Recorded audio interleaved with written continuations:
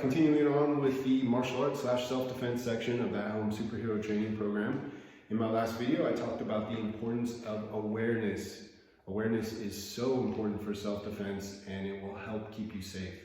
Now, I want to talk about finding our fighting stance.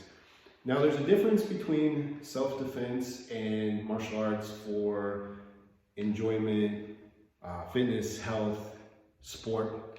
So I'm going to split this video up into a couple videos and talk about the self-defense fighting stance, and then I'm going to talk about finding our fighting stance for kickboxing, boxing, and so check these out. All right, so talking about fight stance in terms of self-defense. In a self-defense situation, it's usually going to come up unexpectedly. So we're not going to be prepared with this perfect stance. It's probably going to be hands up, right? It's important to have hands up because then we have our tools up and ready. Turning the body to minimize the target and making space. That's huge. That's very, very important.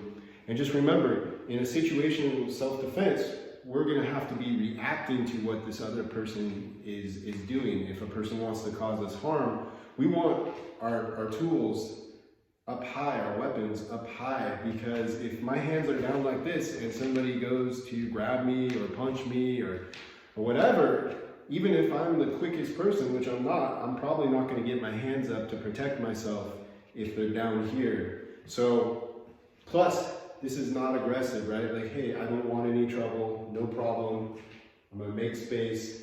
And so that's important. So that's the self-defense stance.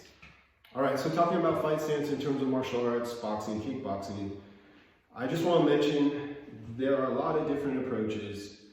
I'm not saying my way is the only way or the only right way. There's people have, some people like to be really squared up and they're locked and loaded with their weapons. Some people like to turn more sideways. Maybe they've done kicking arts and they want to be able to throw side kicks. There's a lot of different approaches and people find kind of what works for them. It might depend on the type of martial arts that they practiced in the past. What I like about JKD is you find your JKD. There are certain basic principles and techniques that you train, but you also get a chance to make JKD your own. You explore, you experiment, and you find what works for you. I have had knee surgery on my left knee, so really deep stances, I know they just don't work for me, so I tend to avoid those. So your goal here is to find your stance. All right, so your homework is to find your fighting stance. Remember, this is just my approach, so you can tweak it a little bit, play around with it. I like to minimize the target I present a little bit, so I like to angle off a little bit. My feet are at 45-degree angles. I have about a shoulder width in width and a shoulder width in length. I prefer the shorter stances because of my knee. I don't like getting in those real low stances. And I like to have my back heel elevated a little bit so I'm ready to move around and be light and springy. As far as hands, I like to have one hand in front of my chin area protecting and the other hand about chin level out in front.